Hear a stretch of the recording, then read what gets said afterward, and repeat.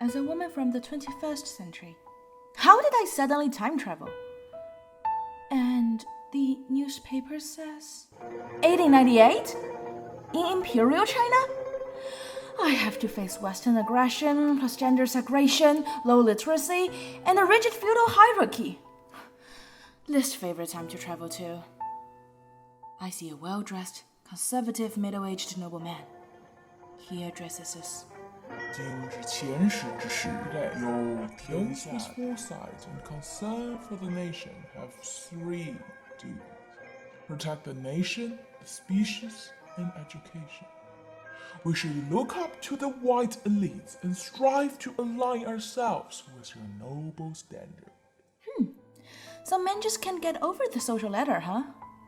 In the newspaper column enclosing me, I spot the framed Chinese idiom.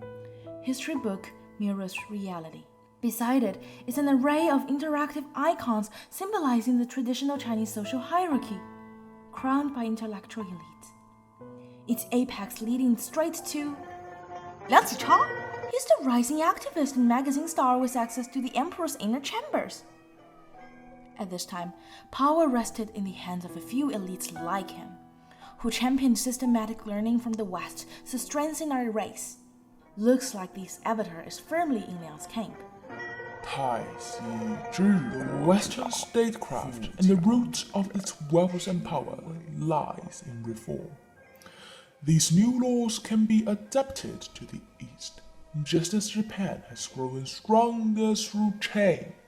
If our traditional scholarly nobles, the ruling class, have been demoted to inferiors in this new hyper-masculine colonial world order, does that mean we're expected to bow even lower? 昔人分教学统治，endowed by heaven with the duty of rearing. Mothers cultivate the human capital essential to national prosperity. Thus, the protection of the species necessarily begins when it pivots on the education of women. May we take the West's history of rising from change as our mirror of success. As the proverb goes, history books become a mirror, and we arrive at a new page. The four traditional hierarchies turn into interactive icons. As a man, my avatar naturally neutralizes the vast public sphere males occupy.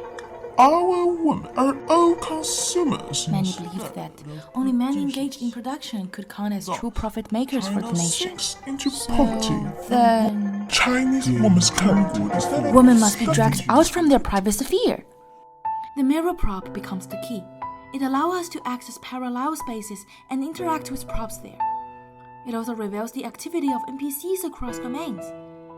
Women of various hierarchies are all constrained in the private domains. Late imperial Chinese men sought to remake woman according to masculine standards. Forward-thinking people with the character of men. In this process, they transplanted male rights and duties from the public sphere onto women, yet systematically erased women's contributions in culture and reproduction.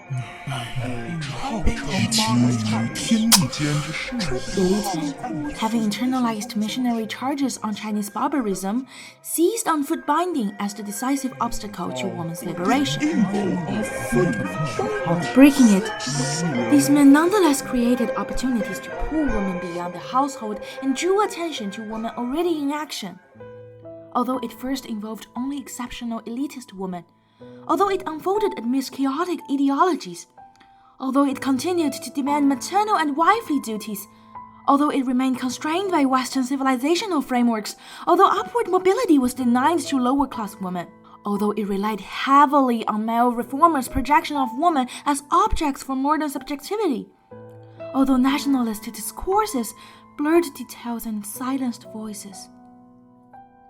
In truth, under the Western mirror and colonial gaze, Chinese intellectuals' actions were deeply reshaped. Keeping in mind this context, we can use a prop, the Western man's lens, to help these men climb up the world order, just as they, under this gaze, advanced anti-foot binding, women's education, and monogamy to seek their own way out under the national flag. This power relation endures. Those marked with the character of woman are still exploited by those with masculine power. their voice of rebellion diminishes more easily. Thus, as an image maker, as a woman facing this unfolding history before your eyes, how would you respond?